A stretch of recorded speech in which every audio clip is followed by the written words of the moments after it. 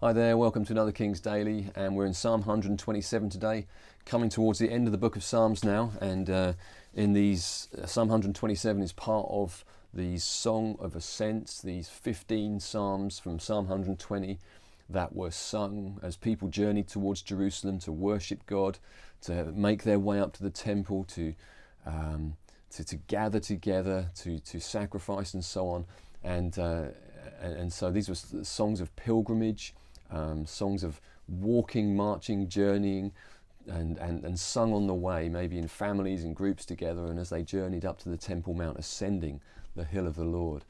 And so let's read Psalm 127. It says this: "Unless the Lord builds the house, they labour in vain who build it. Unless the Lord guards the city, the watchmen keep awake in vain. It is vain for you to rise up early, to retire late, to eat the bread of painful labours, for he gives to his beloved, even in his sleep. Behold, children are a gift of the Lord, the fruit of the womb is a reward. Like arrows in the hand of a warrior, so are the children of one's youth. How blessed is the man whose quiver is full of them. They will not be ashamed when they speak with their enemies in the gate." Just want to focus on verse 1 and 2 here, and even before that it says this is a song of ascents of Solomon. Solomon was king of Israel after David, and Solomon was the one to build the temple, and so the temple had been built, but then it was then destroyed later on by Nebuchadnezzar, a king who came in 2 Kings 2:25 says Nebuchadnezzar burned the house of the Lord. So this temple, this meeting place of God with his people, had been destroyed, and then start to rebuild the second temple.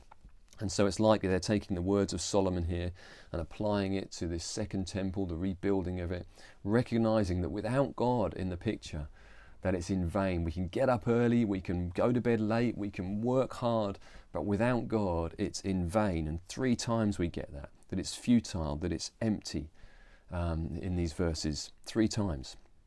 And it reminds me of Jesus' words to his disciples, that Jesus said, "Without me, apart from me, you can do nothing." And then he encourages us to abide in him, that with him, make our home in Jesus, and the recognition that actually without God in the picture we can give ourselves to all sorts of things, but actually there's an emptiness about it, there's a futility about it, there's a meaninglessness about it without God in the picture. And I guess this psalm for me is an encouragement every day, really, to start with a sense, Lord God, unless you build, unless you work, I can give myself to all sorts of things, but it's just going to be in vain. But and we take hold of God's promises in that God is with us, that he will never leave us, he'll never forsake us, he will enable us to do the things he calls us to, and as it were, we'll fill those things with substance. But this is an acknowledgement every day, just to lean into Jesus, acknowledge our need for God, that without you, we can't do this. There's a wonderful reminder here, I think, with the gospel of grace as well, that it's just not dependent on human effort.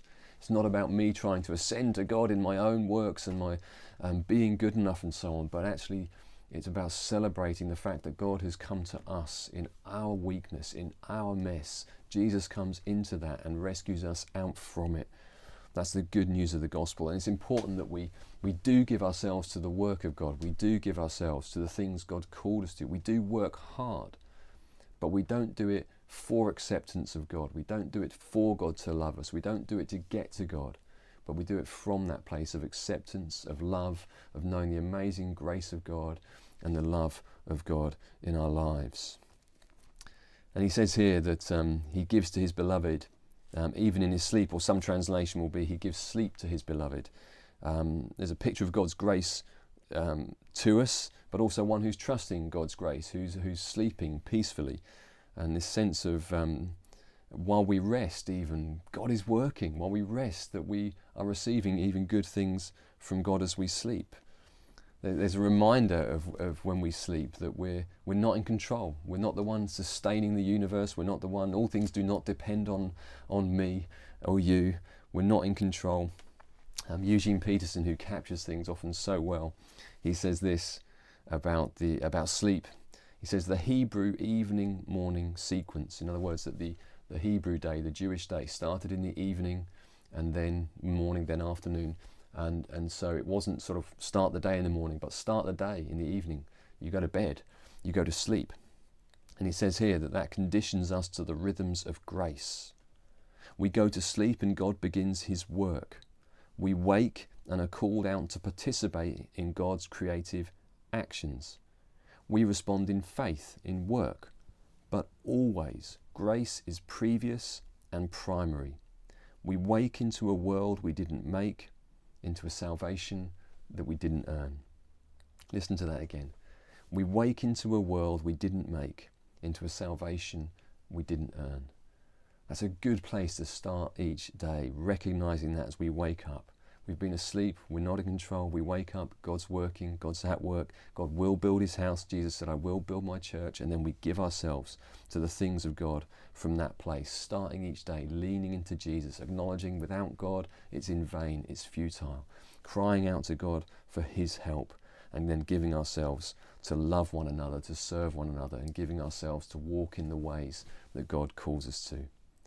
I think Paul kind of summarizes this really well in 1 Corinthians 15:58, where he says this: Therefore, my beloved brothers and sisters, be steadfast, immovable, always give yourselves fully to the work of the Lord, knowing that your labor or your work in the Lord is not in vain.